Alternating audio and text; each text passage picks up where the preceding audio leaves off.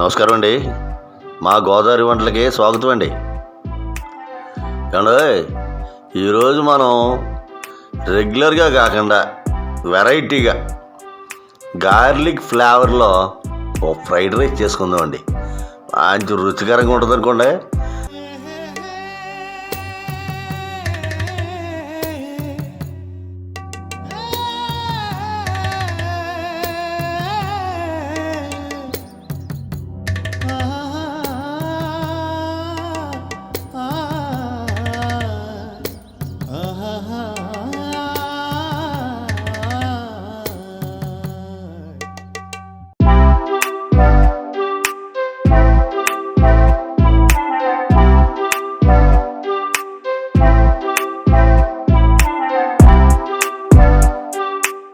ముందుగా ఒక గిన్నె తీసుకుని అందులో ఓ 10-15 ఎల్లుల్లిపాయ రెబ్బలు తీసుకోండి. ఒక గుప్పుడు ఉంటే బాగుంటాయండి.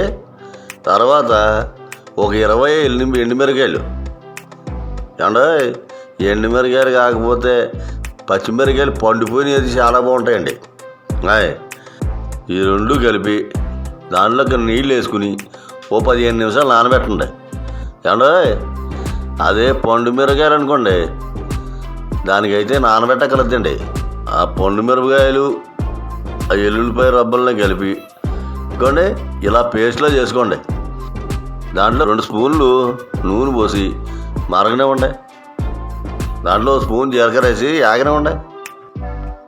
ఏమండి దీంట్లోని ఓ 4-5 ఎల్లుల్లిపాయ రబ్బలు తీసుకుని దాన్ని చిన్న ముక్కల కింద కరిగేసి అది గుండ కింద వేసేయండి.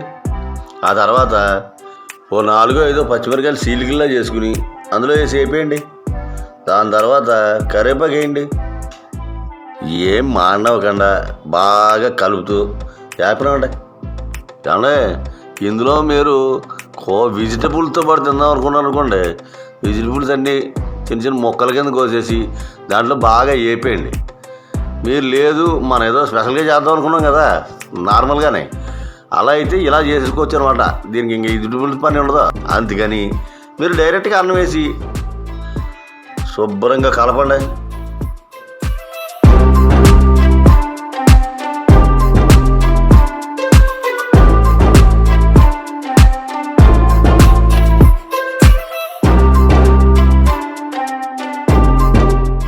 ఇప్పుడు దానికి సరిపడంత ఉప్పు వేసుకోండి.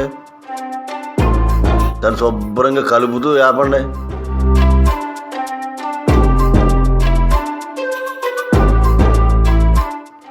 ఏమంటే ఇందాక మనం తయారు చేసుకున్నాం కదా ఎల్లుల్లిపాయలు ఎండుమిరకాయలు, అదేండి పండు మిరకాయలని ఎండుమిరకాయలని, ఆ పేస్ట్ని తీసుకొచ్చి ఇందులో 2 స్పూన్లు కలపండి.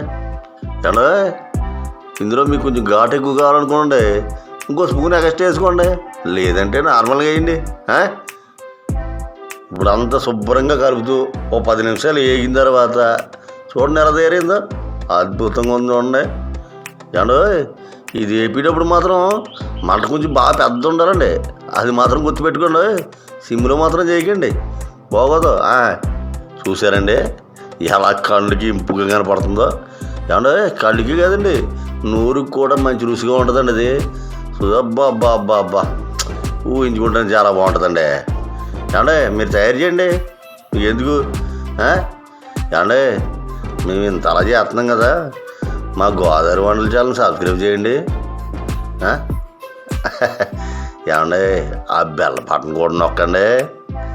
ఏమండి మర్చిపోయాను, మీ వాళ్ళు ఎవరన్నా ఫ్రెండ్స్ ఉంటే వాళ్ళకి కూడా షేర్ చేసి లైక్ చేయమని చెప్పండి కొంచెం, ప్లీజ్ అండి. మరో వంటతో మళ్ళీ కలుద్దామండి. ఉంటానండి.